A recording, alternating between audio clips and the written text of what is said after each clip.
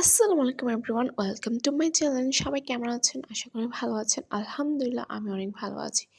দেখতে দেখতে রোজাগুলো চলে যাচ্ছে।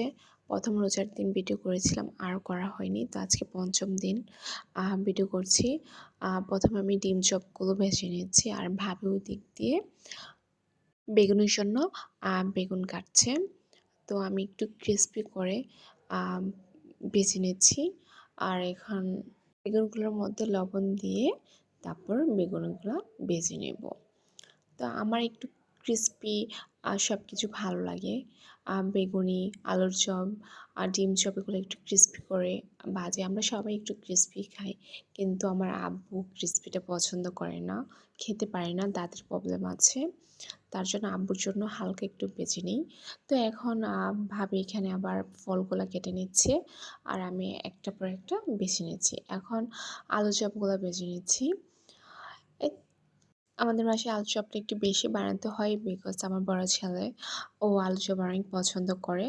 তো আলু চপ ভাজার পরে এখন পেঁয়াজগুলা ভেজে নিচ্ছি। পেঁয়াজও বেশি নিইনি, অল্প নিয়েছি। এই তো ভাজা পোড়া সব কিছু শেষ করে শরবত বানাতে চলে আসলাম। এখন শরবত বানিয়ে নিচ্ছি। আর ইফতারিতে শরবতটা বেশি খাওয়া হয় আমাদের। আমার মনে হয় প্রায় সবার বাসায় আমাদের মতনই শরবতটা বেশি লাগে। তো এখানে আমি পরিমাণ মতো চিনি দিয়ে মিক্সড করে নিয়েছি। প্রথমে আম্মার তো ডায়াবেটিস আছে, তো আম্মা চিনি শরবত খেতে পারবে না, তার জন্য আম্মার জন্য চিনি না দিয়ে শরবতটা রেখে তারপর চিনি মিক্সড করেছি। তারপর এই তো সব কিছু নিয়ে বসলাম। দেন মনে পড়লো যে আনারও তো ছিল, তো আনারটা নিয়ে নিলাম। তো এখানে আব্বুকে আলাদা করে দিয়ে দিচ্ছি, আর বাচ্চাগুলো এখানে মজা করছে আর একটু একটু করে খাচ্ছে। আজকে রোজা রাখতে দিইনি ওদেরকে, ওদের পরীক্ষা চলছে তার জন্য। তো এই তো আজান দিয়েছি, আমি খেজুর খেয়ে নিচ্ছি। প্রথমে খেজুর খাই আমরা সবাই, তারপর তারপর শরবতটা আমাদের খাওয়া হয়।